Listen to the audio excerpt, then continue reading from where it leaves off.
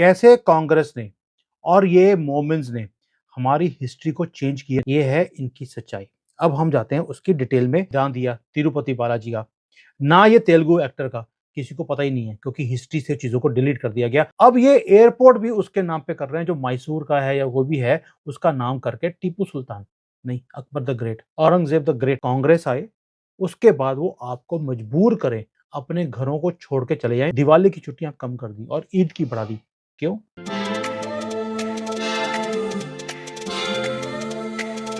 नमस्कार दोस्तों, welcome back.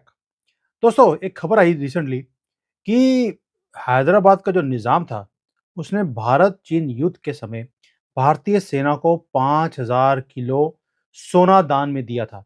आज इसकी छानबीन बड़ी डिटेल में करते हैं और आपके रोंगटे खड़े हो जाएंगे जब आपको सच्चाई पता लगेगी। कैसे कांग्रेस ने और ये मोमेंट्स ने हमारी हिस्ट्री को चेंज किया और अपनी बढ़ाइयां हमें पढ़ाई गई। भीड़ जब भेड़ बन जाती है तो उसे सच और झूठ कुछ दिखाई ही नहीं देता। वैसे भी जो भारतीय इतिहास है, इसे जानबूझकर झूठ को उसके अंदर झूठ भरा गया और झूठ को इतना फैलाया गया है कि सच हमेशा हमें छुपा हुआ दिखता है, हमें लगता है ये झूठ है। उत्तर प्रदेश के मुख्यमंत्री जो अभी हैं, योगी आदित्यनाथ, इनके बयान के बाद जो लिब्रांडू थे और जो कांग्रेसी थे, उन्होंने झूठे तथ्य के सहारे उन पर हमला करना शुरू कर दिया। जब उन्होंने बोला कि भई जो ये निज़ाम था हैदराबाद का, उसने तो कभी 5000 किलो दिया ही नहीं, और अपने खुद के लिए इन लोगों ने इतिहास के झूठे एविडेंस के सहारे एक बार फिर सच को दबाने का प्रयास किया कि हैदराबाद का जो निज़ाम है, मीर उस्मान अली खान, उसने भारतीय चीन युद्ध के दौरान भारतीय रक्षा विभाग को 5000 किलो सोना दान में दिया था। ये है इनकी सच्चाई। अब हम जाते हैं उसकी डिटेल में कि एक्चुअल में हुआ क्या। ये निज़ाम ने कभी भी भारतीय सरकार को सोना दान नहीं दिया, बल्कि देश की माली हालत का लाभ उठाते हुए उन्होंने 425 किलो सोना दिया, वो भी किसके ऊपर? ब्याज पर। 6.5% ब्याज के लालच में 1965 का जो वॉर था, उसके अंदर भारत सरकार में निवेश किया था। दैट मीन्स दान नहीं दिया, उसने इन्वेस्ट किया और 6.5% ब्याज भी लिया। भारत चीन युद्ध 1962 में हुआ था और इसने जो पैसे दिए वो 1965 में दिए थे। दैट मीन्स युद्ध में नहीं दिए। और उस समय देश के प्रधानमंत्री जवाहरलाल नेहरू थे जब ये युद्ध हुआ था। जबकि निजाम ने भारत का जो रक्षा स्वर्ण योजना के तहत जो लाल बहादुर शास्त्री की तरफ से डिक्लेयर किया गया था, उन्होंने ये पॉलिसी बनाई थी कि भाई अगर आप सोना रखेंगे गिरवी और निवेश करेंगे भारतीय उसमें पॉलिसी के अंदर, तो हम आपको 6.5% ब्याज देंगे। उसके तहत इसने वहाँ पे इन्वेस्टमेंट की थी।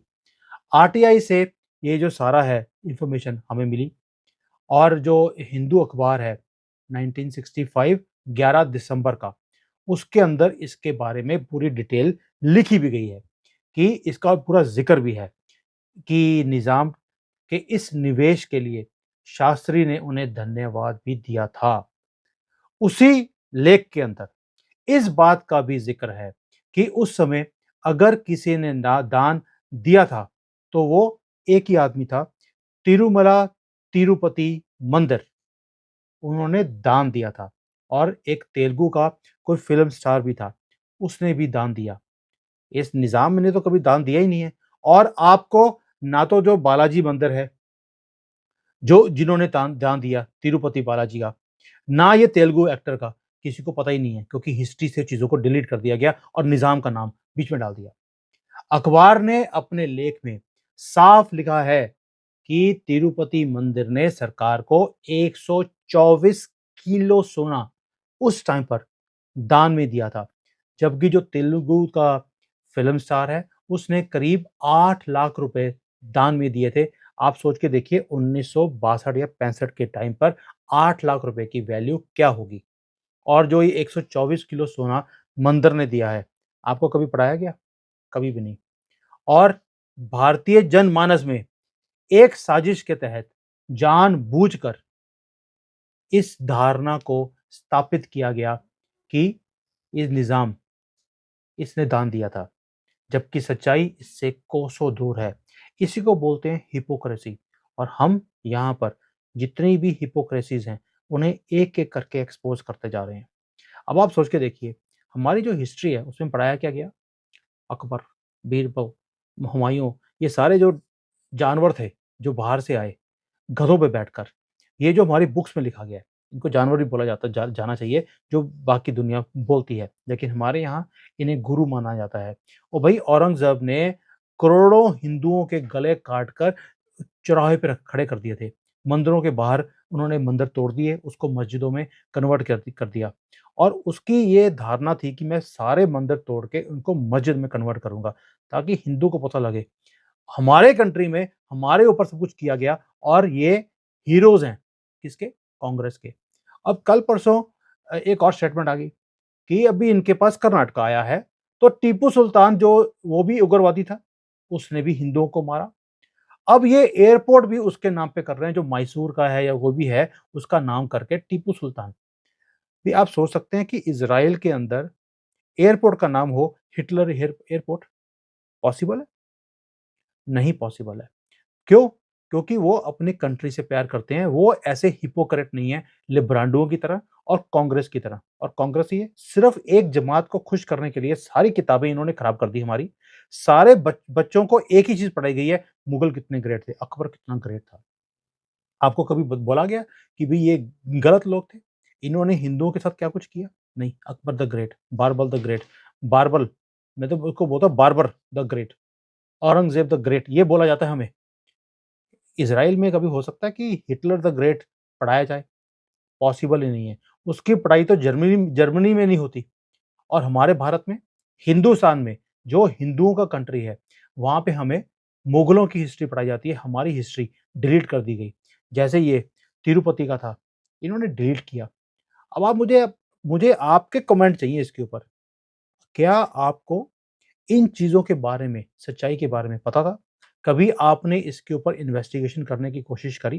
क्योंकि मैं जब ये सारी न्यूज़ देखता हूँ, जब ये योगी जी ने बोला, मेरे रोंगटे खड़े हो गए कि इसमें कोई ना कोई सच्चाई है, तभी हमने अपनी टीम को लगाया सारी को।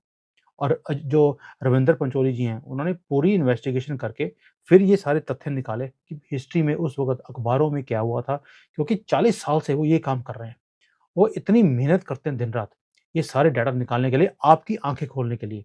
लेकिन हिंदुओं, आप इतने बेगैरत हो, आप उठना ही नहीं चाहते, आप ये सच्चाई देखना नहीं चाहते। मैंने आज भी एक वीडियो डाला है हिंदुओं के ऊपर कि हिंदू चाहता है कि मोदी जी 2024 में वापस ना आएँ, ताकि कांग्रेस आए, उसके बाद वो आपको मजबूर करें, अपने घरों को छोड़ के चले जाएँ और मोमेन उनको टेक ओवर कर लें और आपको धक्के मार के आपके स्टेट से बाहर निकाला जाए और ऐसा-ऐसा करके या तो आपको कन्वर्ट किया जाए या आपको इस देश से भागने के लिए मजबूर किया जाए। जैसे अब ये बिहार में कर रहे हैं, कर्नाटका में कर रहे हैं। आपकी छुट्टियाँ ही कैंसल कर दी। रामनवमी कैंसल, रामचंद्र का दिन की छुट्टी कैंसल करी है, शिवरात्रि की कैंसल कर दी, दिवाली की छुट्टियाँ कम कर दी और ईद की बढ़ा दी। क्यों? सिर्फ़ इसलिए ताकि आपके त्योहार आप मना ना सको, आप अपने घरों के पास जा ना सको, खरीदारी कर ना सको और हिंदुओं की दुकानें चल ना सके। और ईद में बढ़ा दी, ताकि ईद में उनको जो छुट्टियाँ होगी वो बाहर जाएँगे, खरीदारी करेंगे। मोमिन हमेशा मोमिन की दुकान से ही खरीदारी करता है, आपकी दुकान से नहीं करता। दैट मीन्स उनकी इकॉनमी बढ़नी शुरू हो जाएगी, उनकी जेबों में पैसे आएँगे और आपकी जेबों से पैसे निकाल के उनकी जेब में दे दिए जाएँगे। वो कैसे? अभी जो इन्होंने तेलंगाना में और कर्नाटका में जो काम किया कि वहाँ पर भी एक तो उनके जितने भी ये दुकानें हैं, जितने भी एयरपोर्ट्स हैं हमारे, जितनी रोड्स हैं, उन्हीं मोमिन्स के नाम पे खोली जा रही हैं, ताकि आपको धिक्कारा जाए कि भैया तुम जा रहे हो तो ये टीपू सुल्तान एयरपोर्ट से जा रहे हो, पहली बात ये। दूसरा, वहाँ पर उन्होंने बोल दिया कि अगर कोई मोमिन अगर वो कार खरीदने जाएगा तो 50% सब्सिडी मोमिन को मिलेगी, आपको नहीं मिलेगी। और पैसे अपनी जेब से लेके आ रहे हैं ये पॉलिटिशियंस। आप टैक्स भरते हो, मोमिन ना तो बिजली का बिल भरता है और अगर वहाँ पर कोई बिजली वाला जाता भी है, तो तो उसके मार के भगा दिया जाता है। ना वो एक्साइज़ जो ये जीएसटी होता है वो पे करता है, बिजली वो पे नहीं करता, पानी का बिल वो पे नहीं करता। वो कहता है ये तो हमारा राइट है, हमें तो हज़ार साल से बोला गया कि आपने को टैक्स भरना ही नहीं है, हमारे तो हराम है। तो ना वो इनकम टैक्स भरता है, इनकम टैक्स भरते हो आप क्योंकि आपको लगता है यार कोई हमारे घर में ना आ जाए। और भाई मोमिन के घर में तो इनकम टैक्स वाले भी जाते नहीं हैं डरते हुए। आपके घर में आते हैं और आपको उठा के ले जाते हैं और आपके घर से जो कुछ पड़ा मिलेगा, वो उठा के वो जमा करा देते हैं। और आप ही के इनकम टैक्स के पैसों से उनके घर चलते हैं और उनको ये स्कीम्स मिलती हैं। दैट मीन्स उनको ये सारी सब्सिडी मिल रही है, आप पे कर रहे हो।